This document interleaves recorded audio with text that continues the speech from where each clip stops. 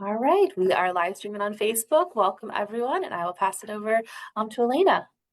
Hi, everybody. Welcome. Today we're going to get started talking about plant-forward eating during winter months. So I know that can sometimes be challenging. We're shifting what we're eating. We might be eating less fresh produce, but we're going to talk about some ways to still incorporate lots of plant-based foods during these winter months. And it's certainly feeling like winter today. It's chilly, chilly. So I'm going to start with making the soup just because that's obviously going to take a little bit longer to cook. So making like a white bean chili. You can really use any kind of beans because it's really like doesn't stay like a lighter color with the spices and things that we're putting in. So if you don't like white beans, we can use all sorts of other types of beans. But I'm going to get started with my onion. We're just going to get that sauteing.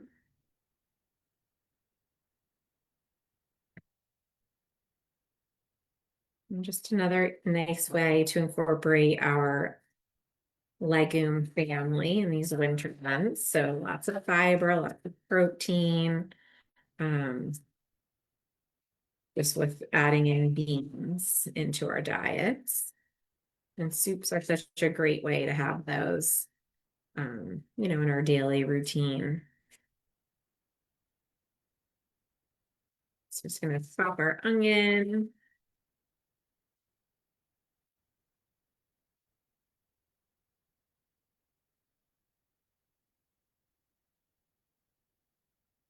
And get my olive oil into my pot over here. I already preheated it a little bit. About a tablespoon of olive oil. And we're just going to start with sauteing our onions. So let those go for a little bit, and then I'm going to work on getting our garlic and our jalapeno chopped. So we'll start with our garlic.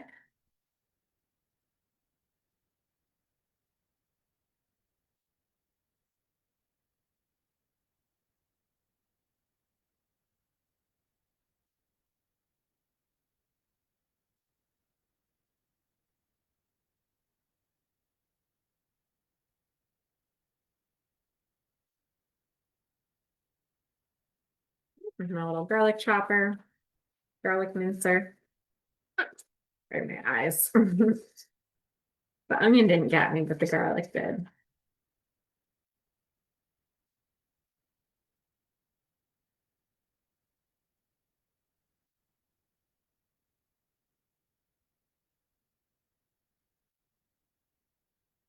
Great.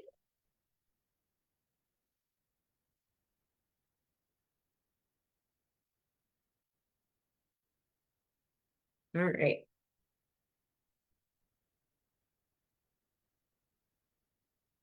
Onion going. Now I'm just going to chop our jalapeno.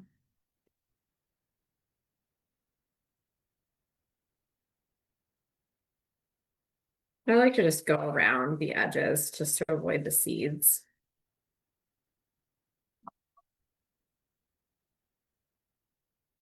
This really doesn't give much heat to this soup. It's not like this chili. It's not very spicy. If you like it a little more spicy, you might want to put two in or add a little hot sauce even at the end, but it's fairly mild.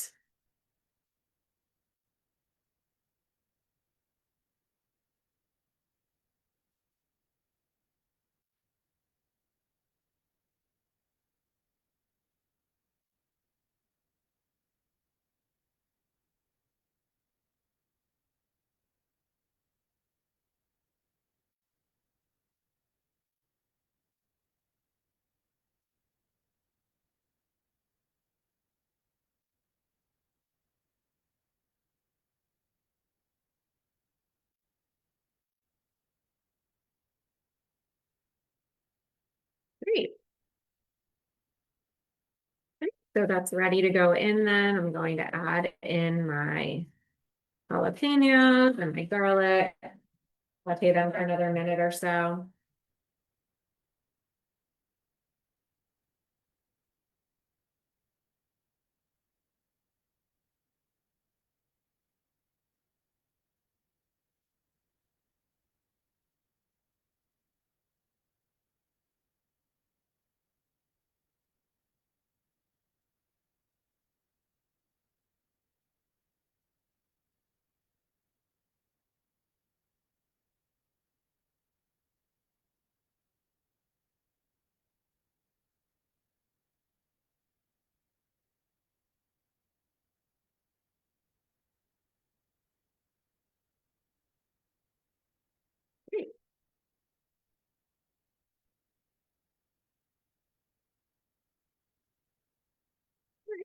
doing that. Let it go for another couple seconds. I'm gonna add in my water, and this will make broth in here with the concentrate that I'm gonna put in. I just didn't heat up hot water, but it'll be fine. So this is the broth concentrate. So 2 teaspoons of this makes one teaspoon makes 1 cup of broth. So we're gonna put 2 teaspoons in, and it will make us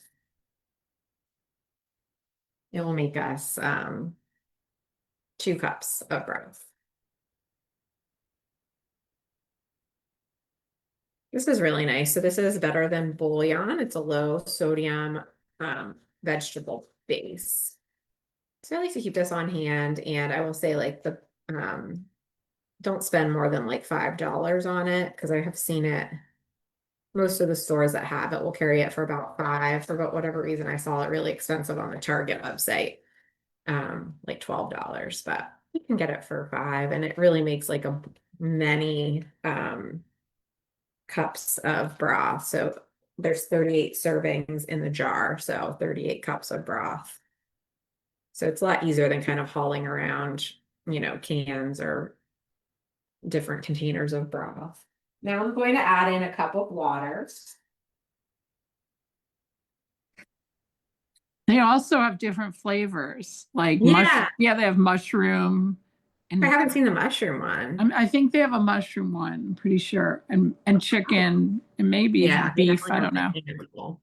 They definitely have like the beef, and yeah, for sure. I haven't seen mushroom. I'll have to look. That sounds yummy. Um, and then I just added in another cup of water. I tend to do that with soups just to like have a little bit less total sodium. Just adding like the broth and then some water. Great. And then I'm going to add in my chilies. So I have a small can of the mild diced green chilies.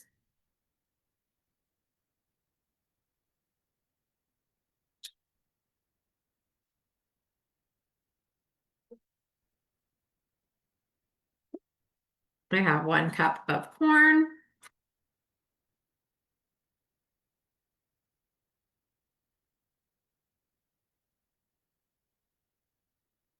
And then I'm going to drain out my northern beans. For some reason, I could only find these giant cans of these, but beans do freeze well. So that's something, if you do get large cans of this and aren't using it all, you can always freeze them in a container and use them later.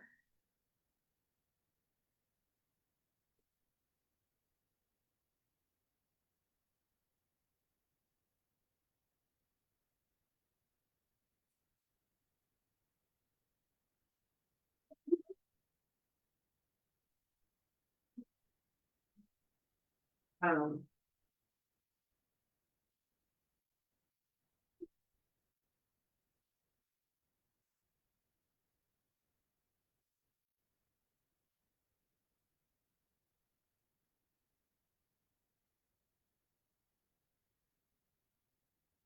right. So I'm gonna get equivalent of 2 cans of beans. Yeah, I was gonna say, I think I got sliced by the can, and I did. Just a little slice. Great. So we're gonna get about 4 cups of beans then to add, because it's equivalent to about 2 cans.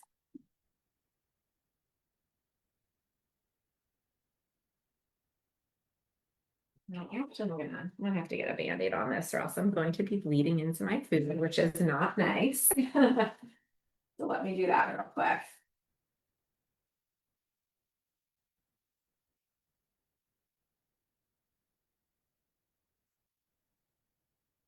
Occupational hazards, right?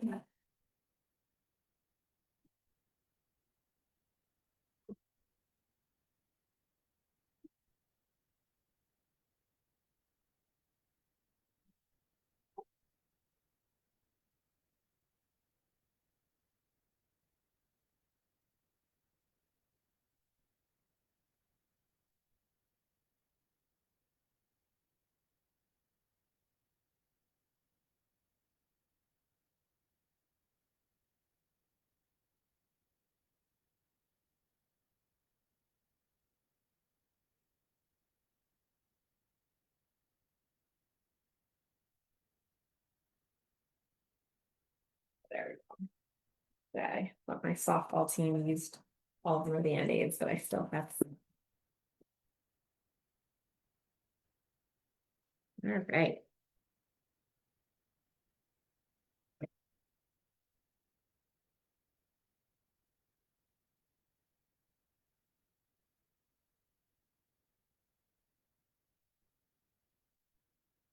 Okay, so that's heating, and then I'm gonna get my beans in here.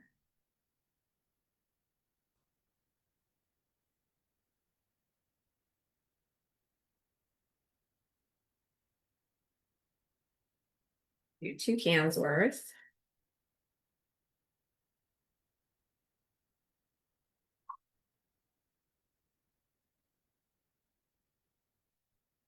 Okay. And then I'm going to add in my seasonings. So we're gonna do a little bit of cumin, some chili powder, and some paprika.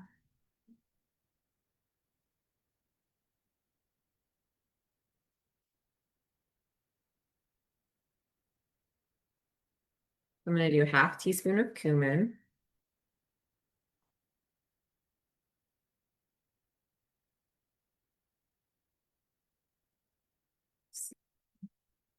And then we'll do a teaspoon each of the chili powder and the paprika.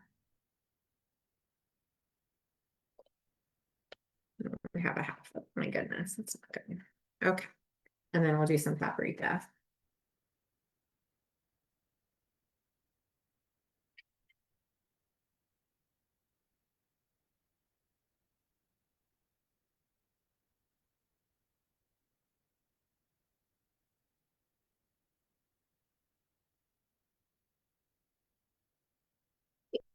And then I'm going to move this over to the stove so it can come to a boil, and then let that boil, and then we'll have it simmer for about 20 minutes, and then it'll be all done.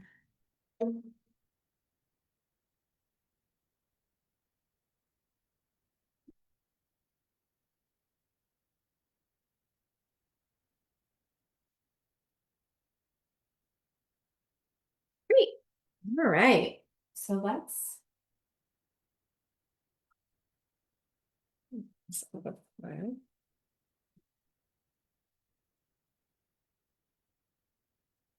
Right, so I think I'll do my talk and then we'll move on to second recipe of the night. And just grab my mouse.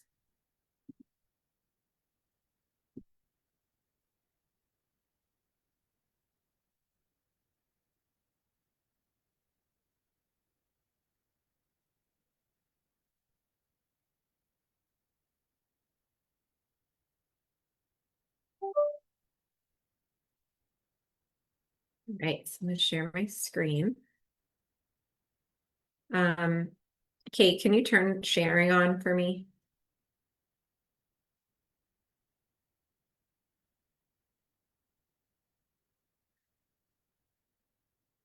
There we go.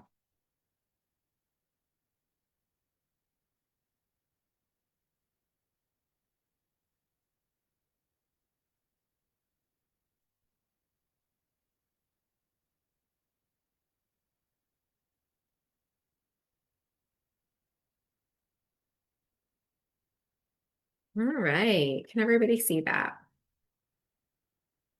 Okay.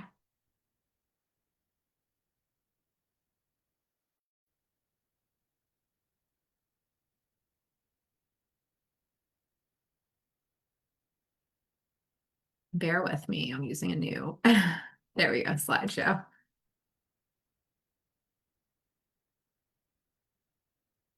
All right, so when we talk about different kind of names for plant-based eating, plant-forward eating, plant-forward tends to be a little bit more versatile, I think, and a little bit more popular now, just because it does encompass, all sorts of diets that just include a lot of plants. So just kind of, not being a fully plant-based, but being just more plant-forward. So I think it's a nice term.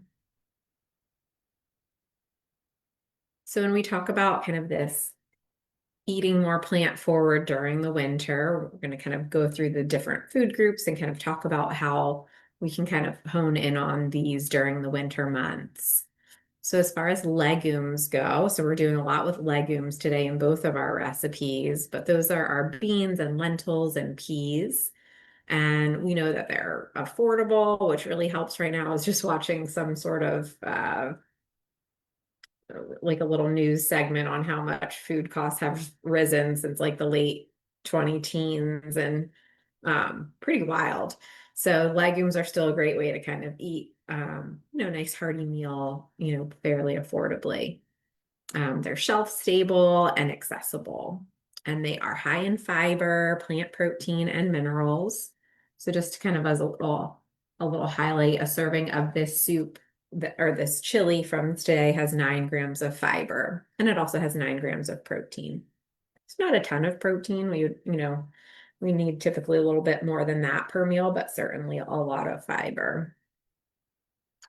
And also high in minerals, and they do support heart health, blood pressure, and blood sugar control. So, we've talked about like beans at a meal can kind of help control the blood sugar both at that meal and then even the next meal that we eat. We see good results with blood glucose control. And then they do add warmth and satiety to our cold weather meals. So they really help with that satiety and can really, give us that warmth that we're looking for. So some different types of legumes we might play around with in the winter. So we have our lentils. So we have our red lentils. We've talked about those before, those split red lentils specifically. Green, which tend to hold their form a little bit more, and brown about, a similar, and then French.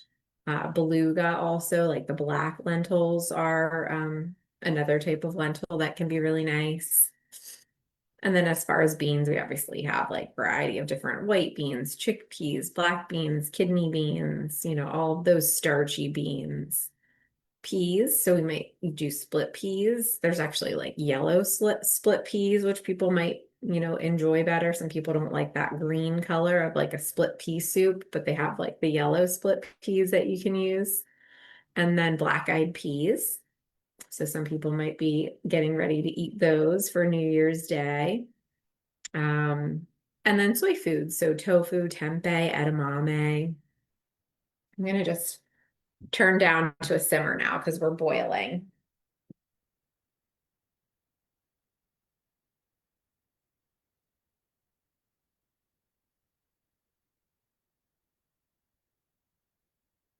Great.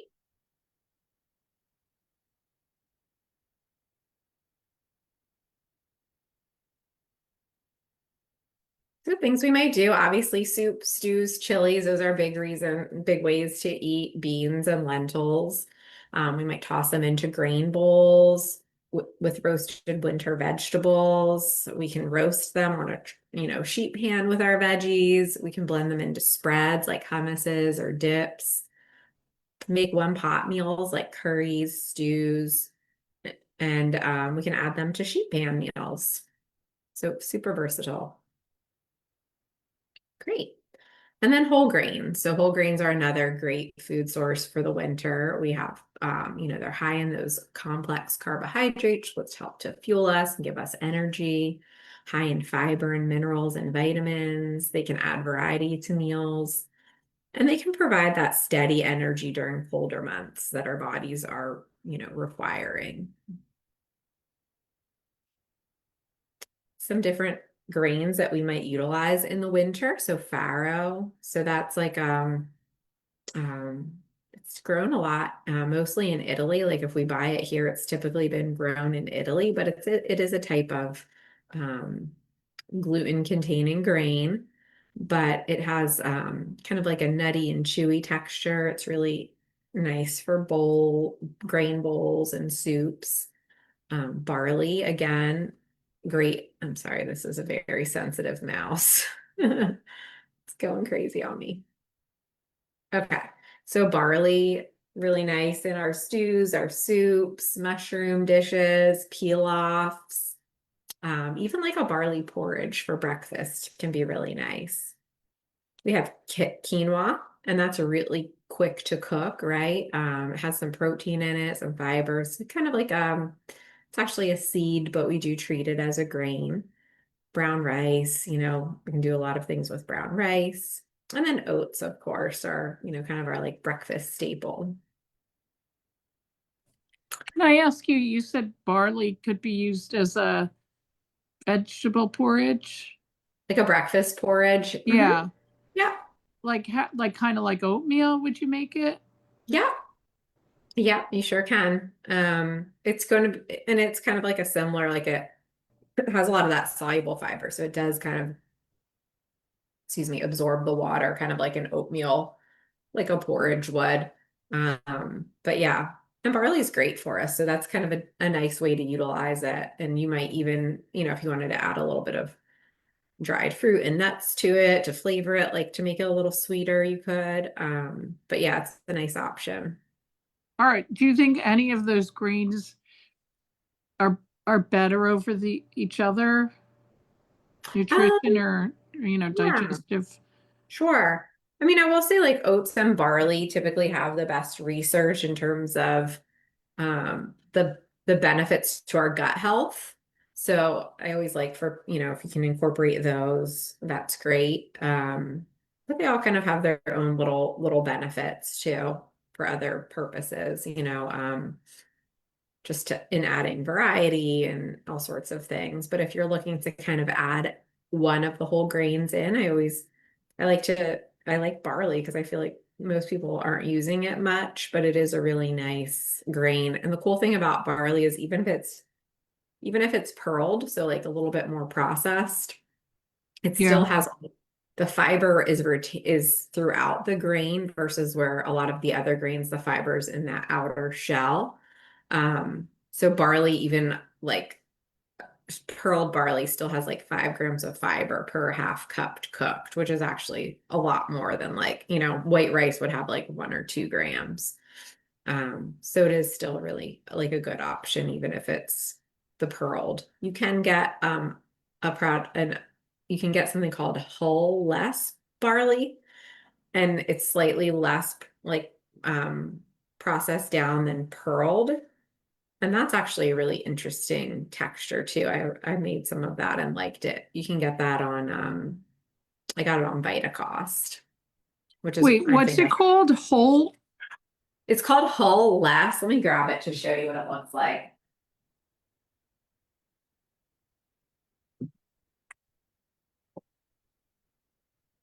So it's called Hull Less barley, which I Oh, don't whole understand. less. Okay. Yeah. So um And it's, this yeah, this the brand brand. is called Shiloh Farms. And you said you got it on, what's the Vitacost. Vitacost? Yeah, that's a really nice website if you haven't checked it out.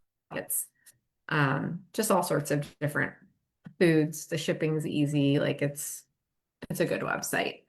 But they So, might have it somewhere else too. I don't know. so just a question. When you say, yeah, I know that I've seen pearl. I mean, I have a good mushroom barley soup that I've been making for years. But Nice. but pearl, is it kind of like a parboiled? Is that would that be an equivalent for pearled, or does it have some of the outer, you're saying some of Yeah, the outer skin like off? like this or the pearl. The pearled, what is pearling mean really? What is it doing? Yeah, yeah, I'm not sure why they call it that, but as far as my understanding is it's like almost like a white rice, the way that that outer shell is taken off. Because you can even see like this is a lot different looking than the pearled barley is. But with the pearled barley, just because of the way the grain itself is, it still has more fiber than any other kind of grain that's like that. So it's still a good option. So that one hasn't had some of that taken off. Right. So this is like a fully intact grain. I don't understand why it's called whole less. I have to look that up because to me that means like the whole's been removed, but to me it looks like a wheat berry or a farro. Like it's like that full whole grain texture. So if we were making like we could look for non-pearled, first of Mhm. all, but Yeah. then it would take longer to cook probably too, right? Yes. And it would Yeah. absorb more water or Um, whatever. yeah, I don't know if it would absorb more water, but it would take longer to cook and you'd need more water for it, like just to make Yeah. it, yeah. Hmm. Yeah. Oh, okay. Yeah. Yep. Thanks.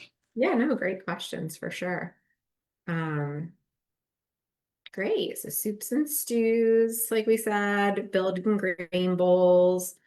Use it as a base for skillet meals with winter veggies. Incorporate it into stuffed squash or peppers. So that can be really nice, making like a little mix of grain and maybe even like some lentils and stuff your peppers or squash with that.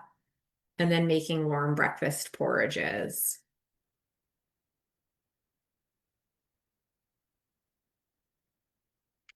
And then winter veggies, right? So there's a lot of them, available to us, and they add color and flavor and variety to our winter dishes. They're packed with vitamins A, C, and K, also folate and fiber and antioxidants. They're ideal for our warming, comforting winter cooking, right? So we have those like squashes and all sorts of things. We have our root veggies, our carrots, our beets, rutabaga, sweet potatoes, the cruciferous veggies, broccoli, cauliflower, Brussels sprouts, greens, and then squash, like we said. So, I think, we've talked before, like these all are kind of like those lower water content veggies that, are just really like have more calories. They just feel more filling, they're better warm, all of that good stuff to help keep us warm over these cold months. So how to use our winter veggies. Roasting is obviously good, and that if you're familiar with roasting, it makes things sweeter, really. A lot of these veggies. So our squash, our carrots, our Brussels sprouts. We can also do the chickpeas, the tofu when we roast we can roast a bunch of things at once. Sauteing, obviously we know that's kind of quick and works well for like our greens and cabbages, mushrooms, onions, things like that. Soups and stews, obviously we could always build up, adding greens and root veggies, cauliflower. We can do things in our slow cooker and instant pots. And then we could puree. So we could puree these things to kind of add texture to soups without, maybe needing heavy cream or maybe not needing as much, cream or things like that in our soups. And then our winter fruits, right? So we know that the fruits that kind of are available to us more in the winter, I mean, things that grow like in the US in the winter, for example, packed with vitamin C, A, fiber, antioxidants. They can obviously add natural sweetness to our meals. So, maybe like you're having applesauce as a side with dinner or something like that. Great for snacks and salads and breakfasts and sauces. Obviously, like our citrus fruits are coming into season. So we have so many different citrus fruits available. My favorite's the blood oranges. I don't know if anybody else likes those, but they're so tasty and pretty. Also, the raspberry oranges are fun. And then apples and pears. And then we even have pomegranate, cranberries, persimmons, kiwi, the type of kiwi that grows around here. It's kind of harder to find, but sometimes like Wegmans will carry like the kiwi berries. There's also a farm, and I forgot, I have to look up the name. It's closer to State College in Pennsylvania, but I'm always amazed just to like see what they're growing because they have all these pomegranate trees and they just grow all sorts of cool stuff in Pennsylvania, which I find to be very interesting. So can I just go back for a second? Yeah. Just, is there more nutritional value in any particular way of cooking vegetables? Like is roasting keep the nutrition as much as something else? Yeah, so when we think of like vegetables, pairing them typically with something that has some fat in it does help the absorption of our fat soluble vitamins. Um, so that's one piece. So that may just be having a meal where you're having some fat as well, or maybe it's you're having roasting it with a little bit of oil or something like that. And then as far as other ways, anytime we're like submerging it in water that we're then like draining, we're going to lose some of our water soluble vitamins. So if we're boiling, carrots or, even if we're boiling like potatoes, we lose a little bit of the vitamin C, so any method of cooking that's going to kind of keep everything with it does help preserve, the nutrition. So roasting's fine. Steaming, you might lose a little bit, but not as much as boiling. Obviously, if you cook it into a soup, it's all going to be in that soup, which is great. Yeah, so that's a good question though. I've tried it recently, because I'm a little lactose intolerant. I've tried making cashew cream Oh yeah, for myself and then putting it in soups instead of nice. cream. And I even one time I put it with I mix the I soak the cashews, but then I mix them with some broth. And one time I also had cooked part of a potato in the soup and I took that out and also put that in the cashew cream, so it got like even richer and it was delicious. That sounds great. So it's like I was so happy with myself for trying something new. But I've now made it, Yes, I made love it that. again. And now I want to try it using it in sweet things like with, Oh yeah, like a little maple syrup or vanilla or something to try seeing how I could use it in sweets. definitely. Yeah, it's so versatile using the cashew cream. That's awesome. Great. Thank you for sharing that. And definitely a lot lower in the saturated fat than like the cream is. So, if we were buying heavy cream or something. Great. So how to use I don't winter? know if it would whip up even. Would it whip? Do you know? It doesn't whip like the cashew cream like the heavy cream would. No. It's like more of like it ends up being more of like a dense texture, but still nice. Like I've put it with like what have I used it for before? Hmm. I don't know. I feel like it's been random things. Like I used it for the top of like a chia seed pudding that I made. Because if you do put like a little maple syrup and a little bit of even like a little bit of lemon juice and then a little bit Mm. of vanilla, it's really nice. Yeah, maybe Uh, you could make like a vanilla sauce even to put a piece of cake on or something. yeah, definitely. There's a Mm. ton of recipes online you can kind of play around, look for and things. Because at any vegan website, like that's what they use a lot of that, like the raw cashews for all sorts of different things, creamy dressings and things.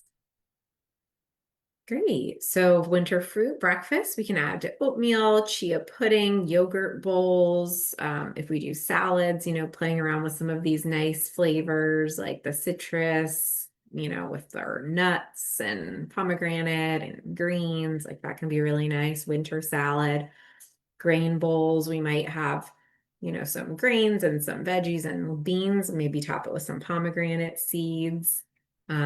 Desserts, we might do some baked apples or poached pears, citrus salads. Another thing I do in the winter is I'll just keep frozen fruit on hand and I'll kind of, if I make a little fruit salad, I'll just put some frozen fruit in with it as well, just to kind of, make it go a little farther, just make it a little more interesting. Because I feel like berries this time of year just aren't great. So you can get some really nice frozen berries, or I like to get the frozen dragon fruit and I'll use that in things, which is really tasty. So plenty of different ways we can kind of keep it going in the winter. Great. Okay, so those are my slides. So we can get into the last recipe. So not necessarily like a wintry type of a recipe, but I've been wanting to do seaweed wraps just to kind of highlight some different ways we can use seaweed. Um, Seaweed is a really nice source of iodine, which we don't get much of in our diets. And we do need the iodine for thyroid health. So for those of you who haven't bought like nori seaweed before for sushi, it comes in like a sheet like this. It's like definitely more expensive than it had been before, which I guess is everything, but you might be able to find a better deal somewhere with it. Really Can not I hard. can I Mhm. ask you, if you don't have a thyroid, do you need iodine? No, you do not. So And you need to be careful how much you take in. Yeah. yeah, yeah. So if you don't have a thyroid, I mean, this amount is not going to be a problem. It's more like the supplemental amounts, or if you're doing, some people will do just different types of seaweed that tend to be higher in iodine, and that can be more problematic. But just like this amount is not going to be an issue. Like if people went and got a little sushi, it's not going to be an issue. But just kind of watching, like not having a lot of supplemental iron in the diet and things. Why? Uh, What would it iodine, do? not iron. I'm sorry. What would that do to have the iodine, too much iodine? Why is it? Um, I mean, I think you just don't, I'm not 100% up on that. I would have to look it up and get back to you. But, some people take a lot of extra, and it's not necessary. I mean, in general, it's not necessary to take a lot of extra iodine. Hmm. Um, but I can get that information over to you if you'd like. I'm sorry, I don't have that in my Yeah. head right. Um, all right. So we're gonna start with prepping a little dressing that we're gonna put on these. And we're going to do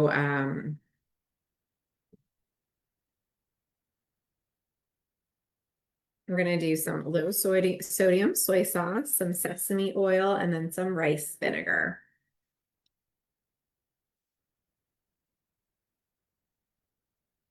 So I'm going to do a tablespoon of rice vinegar. And then we're going to do 2 teaspoons of the low sodium soy sauce.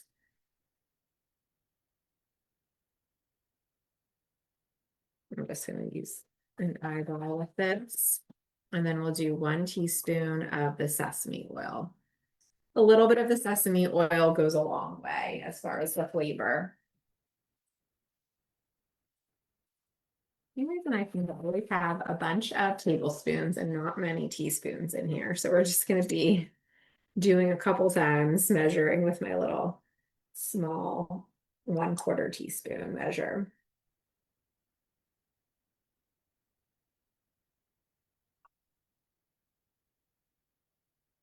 And I kept playing around with a sauce for this, and I just finally came to this. I was like, this is what I was looking for. Everything else I was doing just didn't quite taste right. So we have our dressing. I'm gonna do my chickpea mash. So we're gonna have a chickpea mash with this. So this, even you could use like even like lettuce as your base for this. It doesn't have to be the seaweed.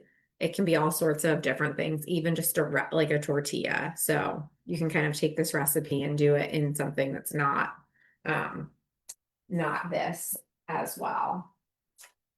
Now, the other thing that is nice, like a couple years ago, I think I did the collard green wraps, and that provided a really nice sturdy wrap. So that would work really well for this.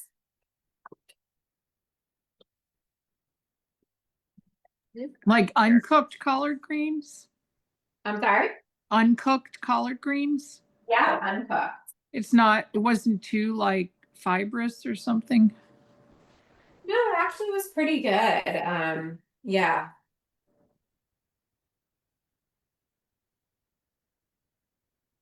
Yeah, I've done like collard green salad, and sometimes I'll take out like the rib of it if it's a little too rough, but that actually was fine.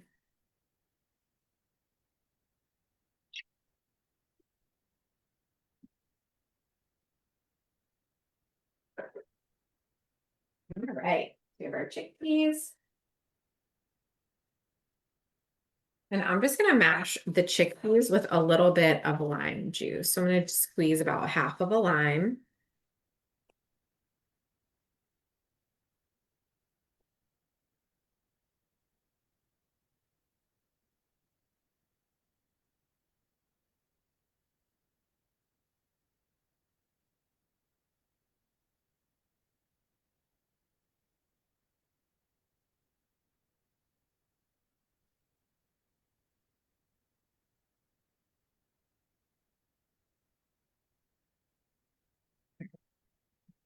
I'm not sure. And you can also put this into the food processor if you'd like. Just gonna use a little fork and mash this up.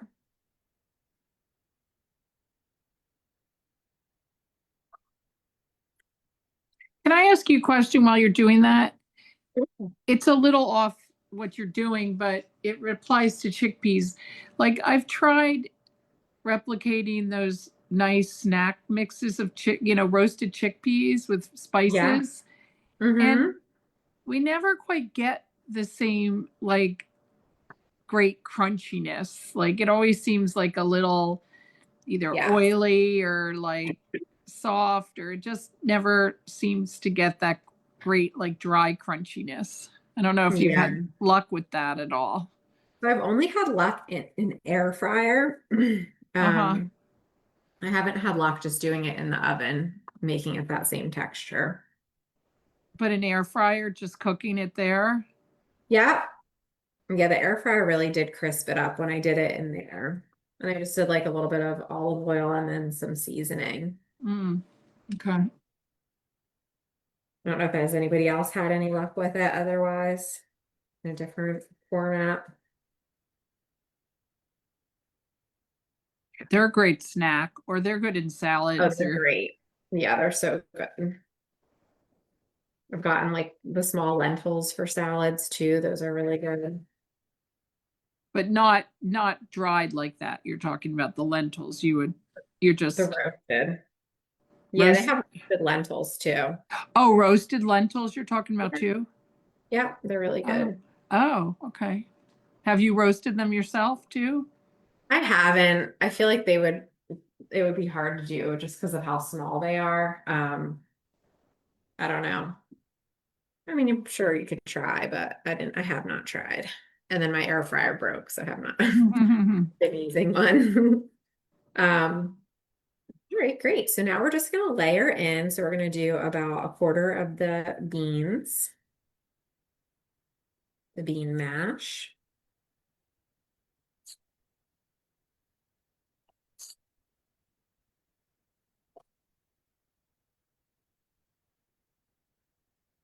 We're gonna do about a quarter of an avocado.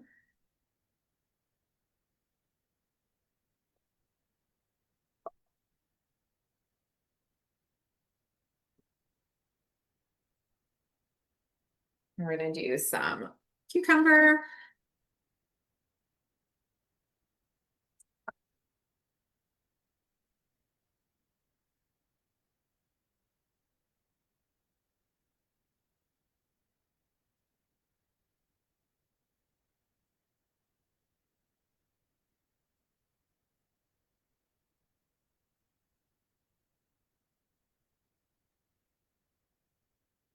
And then we're gonna do a handful of spinach, and you can really put whatever you want into this.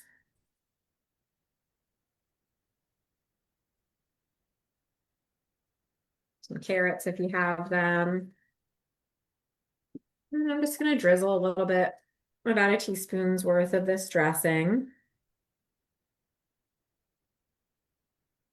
And we have our little wrap.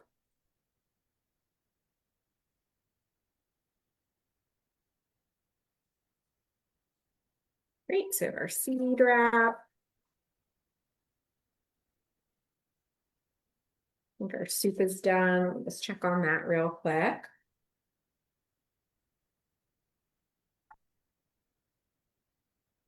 Yeah, our chili looks good. So that's a wrap for tonight. Does anybody have any questions?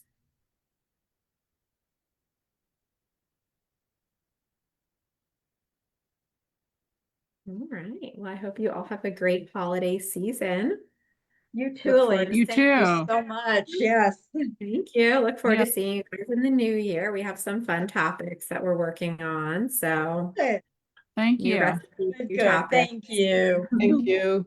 You have a good night. Everybody You take too. care. Bye-bye. Thank you. Thank you.